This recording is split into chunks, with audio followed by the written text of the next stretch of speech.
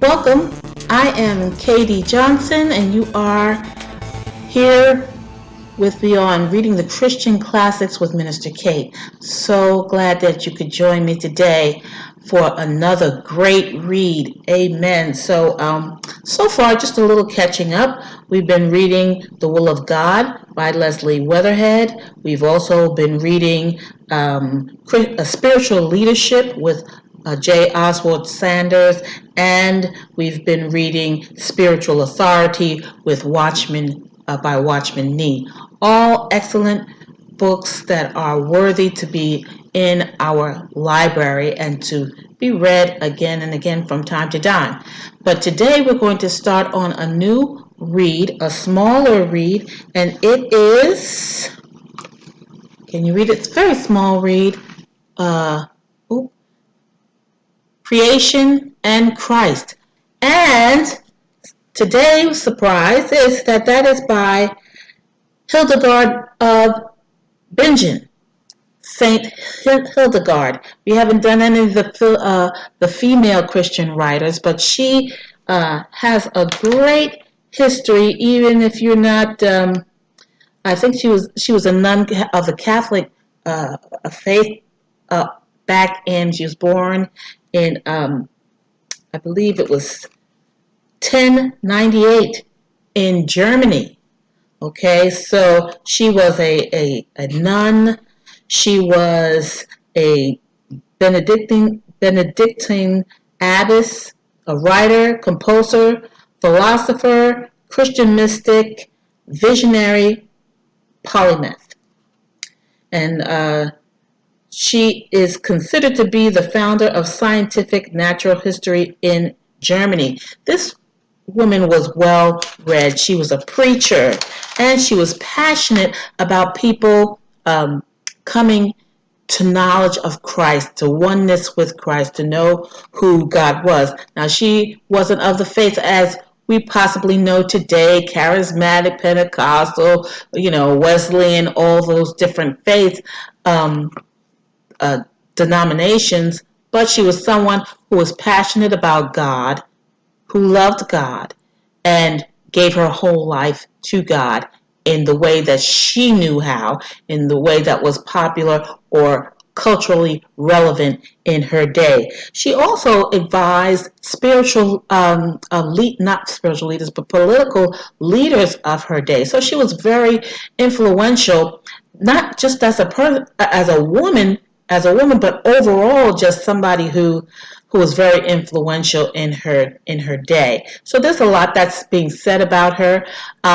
You might want to, I actually wrote a little bit about her. I have a new book out that's called The History of Speaking in Tongues, Glossolalia, from the beginning of time, early Christianity to today's date.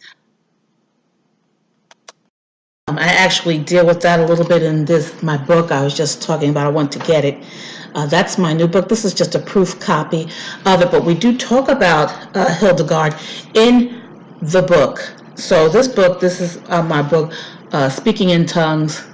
Just a quick little advertisement. I normally don't, but since I was there anyway, you can get it on Amazon. It's in ebook form now, and you could also get my other book, which is God's Method, Principles that will propel you into your life calling. This is actually in paperback and in Kindle on Amazon. You can get that there, so I don't want to spend much time on that. But let's get back to what we're talking about, the reading of this book. It's a small book. It's called Creation and Christ, The Wisdom of Hildegard of Bingen. Saint Hildegard. Okay, so we're going to get into that. Let's start.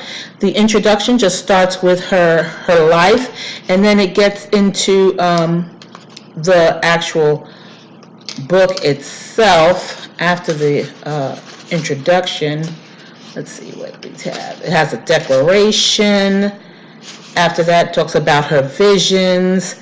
And so we're going to be reading the introduction, the declaration, and book 1, it's 3 books. Book 1 is The Creator and Creation. Book 2 is The Redeemer and Redemption. And Book 3, The History of Salvation. So let's get to it. Okay, hope you enjoy the read today. Matter of fact, tell a friend to join us. And remember that we, first of all, let me thank all those who have subscribed already. Thank you. Hope you're enjoying. Hope you're sharing with other people so they can be on as well. Okay, we are 5 minutes in. Let's start. Introduction. Saint Hildegard of Bingen, 1098 through 1179, was a fascinating woman whose achievements reveal both her keen intellectual abilities and her forceful personality. She founded and led the Benedictine community at Bingen and worked tirelessly as an author, preacher, and reformer. Indeed, Hildegard was a prolific writer, and the depth of her insights was matched by the breadth of her interests. Her writings not only dealt with issues of theology and spirituality, but also explored the areas of music, drama, medicine, and natural science. In terms of the body of her work, Hildegard would in any age be acknowledged as the accomplished writer and thinker that she was, but given the fact that she achieved such things during an age when few women dared to write, let alone do so in the name of God, show her works to be truly courageous. Hildegard's life. The last of 10 children born to a noble family in Germany, Hildegard was dedicated to the service of God by her parents in 1106. Just 8 years old at the time, Hildegard was placed in the care of a noblewoman named Jutta, daughter of the Count of Sponheim, who lived as a recluse in a cottage adjoining the church of the abbey. Although of a rather sickly constitution, she served as Jutta's handmaid and servant, in return receiving instruction in Latin, religion, and an array of domestic skills. Hildegard herself professed her virginity formally as a teenager, by which time other women had joined her, and Jutta and the Hermitage had become a convert of the Benedictine rule. After her entrance into the Hermitage, little is known of Hildegard's life there until Jutta's death in 1136, at which time Hildegard succeeded her as abbess of the community. Yet Hildegard's own reflections on these early years revealed a mysterious and active interior life, marked by unusual experiences, visions, and an ability to foretell the future. The visions were characterized by a strange brightness and yielded up various shapes and figures, which she interpreted with the help of a heavenly voice. Initially, they confused and frightened Hildegard, provoking fits of crying and fleeting thoughts of suicide, and it was only after many years and much reflection that she came to understand them as vehicles of divine revelation. She told no one of them at first except Jutta, but after her accession to abbess, she felt increasingly compelled to write the visions down.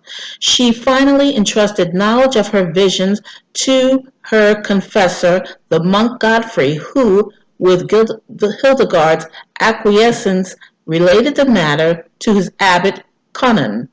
The abbot asked her to write down some of the revelations that God had shown her, and when she did so, they were submitted to the archbishop, who authenticated the claim that they were from God. Subsequently, the monk Volmar was appointed by the abbot to serve as her secretary. Almost immediately after, Hildegard began the dictation of Scivias, or Know the ways of the Lord. This collection of 26 visions took her 10 years to complete. Her call to write this work was received in 1141 and related in her declaration about the work. Consisted of a fiery light of exceeding brilliance that endued her with a sure knowledge of the meaning of the scriptures. She was commanded to speak these things that you see and hear, and write them not by yourself or any other human being, but by the will of him who knows, sees, and disposes of all things in the secrets of his mysteries. Although she had been doubtful at first about her role as visionary and prophet, she had come to embrace her charisma. Her confidence was further bolstered by the positive reaction the unfinished manuscripts of the Scivias received from Pope Eugenius III, having been presented with the works by the Archbishop of Mainz during the winter of 1147 through 1148. Pope Eugenius set up a commission to examine Hildegard's visionary writings. After receiving a favorable report, the Pope not only read and discussed the work with his advisors, he authorized Hildegard to publish it. This official approval helped Hildegard in wrestling with her own doubts about the nature of her prophetic mission, and indeed, in many ways, her works stand in the tradition of the prophetic works of the Old Testament. The prophet is one who calls the community back to fidelity and the moral life. In the middle 20th century, Hildegard saw a clergy who lacked dedication, sacrificed sacred scriptures that were neglected, and a Christian community left without proper instruction in the faith. Like the Hebrew prophets, whose job it was to call the chosen people back to the covenant, Hildegard calls the community of faith back to its roots, speaking especially to the theologians and monks and priests who, though they see the inmost contents of the scriptures, do not wish to tell them or preach them because they are lukewarm and sluggish in serving God's injustice. As she mentioned, her call to the prophetic vocation came not because of her own fitness for the task or any exceptional holiness on her part. Like other prophets before her, Hildegard is humbled by God's choice of her, but education, gender, social status, and eloquence neither confer nor remove the prophetic power that comes from God alone. Despite biblical and social restrictions regarding women's silence and submission, Hildegard felt herself called by God and was unable to do other than follow God's instruction. Her protestations of lowliness, lack of education, and poor health that appear in her works are literary conventions written to convince readers that it is through God's power alone that these visions and writings were accomplished. And her insistence on characterizing herself as simple was meant not as a literal truth, but as a telling moment on the well-schooled clerics who needed her to unlock for them the enclosure of mysteries that they, timid as they are, conceal in a hidden and fruitless field.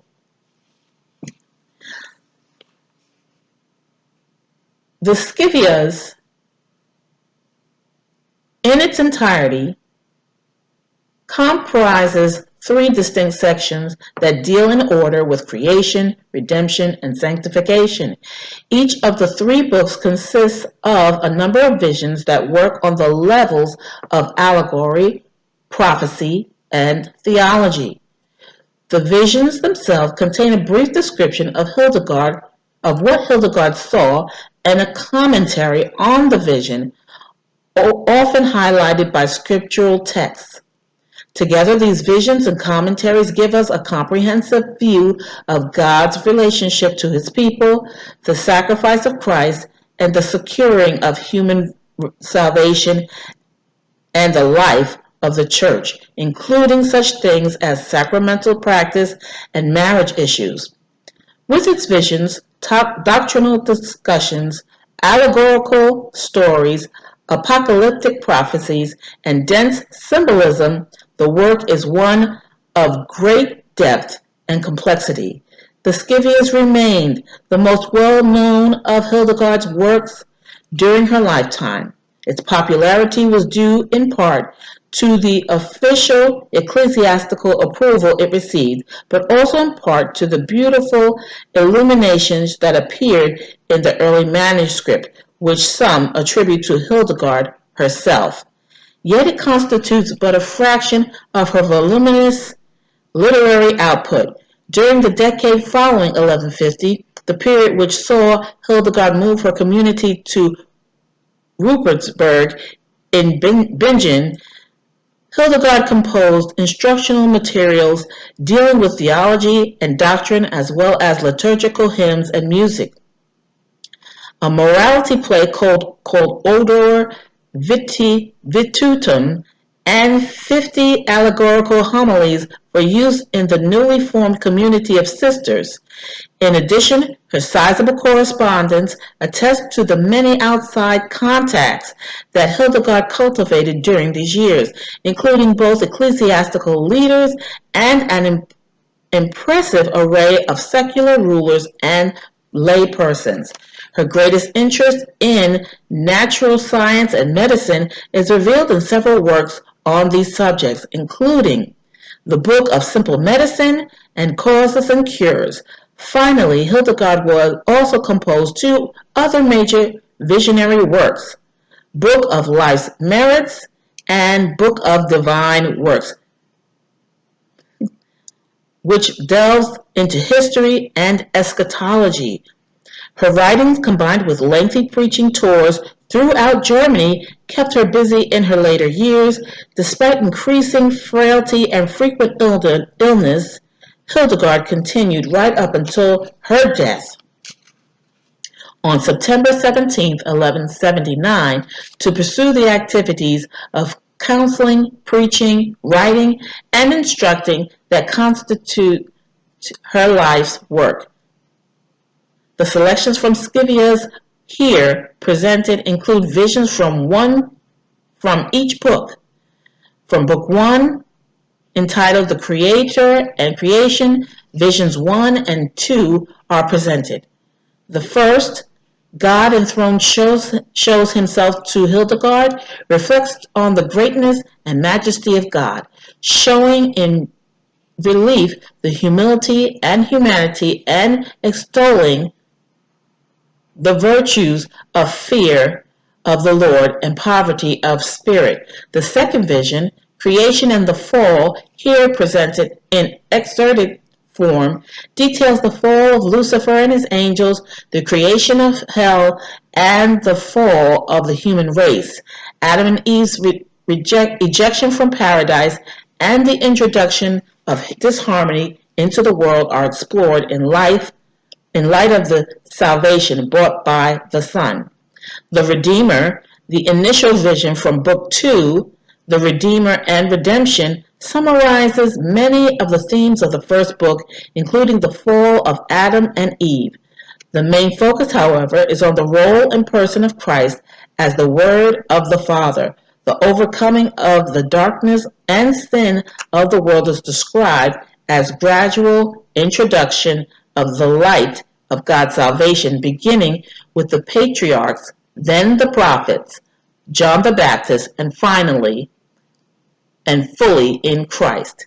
In the third book, the history of salvation symbolized by a building, the first vision entitled God and Man confirms Hildegard's call and explores the nature of humanity as created and as saved. Despite the weaknesses and fallings of humanity, God holds us to himself. Hildegard speaks of the paradox of human beings who are but poor, weak, infirm mire, and yet are exalted by the fact that the Son of the Most High God has human form in himself. As the reader will see, the Scivias is marked by a theological sophistication and a religious symbolism beautiful in its complexity and startling in its imagery. Hildegard's wisdom in matters of spiritual life and religion is well demonstrated in this work, where she shows a unique ability to communicate the realities of the sinful human condition and the depth of God's abiding love for his people. Although these excerpts of her work cannot possibly represent the depth and breadth of her main theological and prophetic insights, they provide the reader with a starting point for exploring with this magnificent thinker the mysteries at the heart of the Christian life. And that is that's just the introduction. We are already 20 minutes in, so I'm going to just stop with the introduction here. I'm going to enjoy reading this. I hope you enjoyed just the introduction, which just talked about her life and what an influence she was, and a powerful theologian and thinker. She was a powerful thinker. You know, back in that day, they didn't think women, were qualified to think.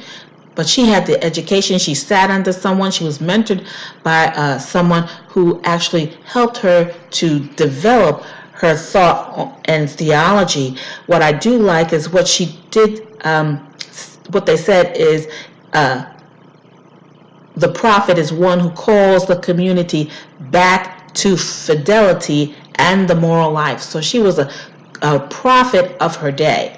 They say she was a saint, but she was actually a prophet trying to have the people return to holiness. Now, even, back then in the 1100s, they were saying, people needed to be called back to holiness. Isn't that the cry today in the 21st century, that there needs to be a cry to return to holiness? Someone needs to cry loud. Now, that's not going to make you the most popular person these days. It's not going to make you the bestseller. It's not going to make you have the most friends or be followed by many, because what she was saying is that the clergy of the day didn't want to hear the truth. And isn't that today? People don't want to hear the truth. They want their ears tickled and to hear about their successes and how they're going to prosper and how money's the answer to what they need. And you're going to get a big house and all that prophetic stuff. You're going to get a big house and you're going to drive this kind of car. No, what the prophet does is call people back to holiness, to return to God, to return to the ways of holiness, to return to what God is calling us, to his precepts, to his laws, to his commandments. And this is what she was writing about as a prophet. They called her Saint Hildegard, but she really was someone who was trying to have people return to God. So anyway, that's just a thought on her life right now. That was just a short synopsis in this short little book, which is only about 90 pages, and I'm not even hardly there. So we're going to continue this read for sure, and continue with the declaration on part 2 of this reading. And again, if you enjoy this reading, please hit the subscribe button. Hit that subscribe and hit the thumbs up that you like the reading, you like it, and also share and tell a friend that we are here on Reading the Christian Classics with Minister Kate. So don't forget to do that. I'd love to hear from you. Leave a comment, send me an email, and don't forget that we have some books available on Amazon. Please patronize if you like what we're doing. I like to write. I like to write and talk about stuff. So, and it's good reading. It's good reading, especially when we talk about history. I like to do history, and we're talking about the history of glossolalia. That's a good read. There's some intriguing information on that. Those of us who are Pentecostal, holiness, and so forth, you need to know what we believe, why we believe it, how it fits into our doctrine. What is our doctrine? What do we believe personally? So anyway, hope you enjoyed. Tune in next time. And don't forget that we have a podcast. Don't forget that we have the books, and that we are on Amazon.com with our books. So tune in again. We'll continue this read. And if you want me to read something, please send me an email. I'd be happy to try and help you and just read something new. Amen? Something you want to hear. Okay? All right. Have a blessed day. See you next time.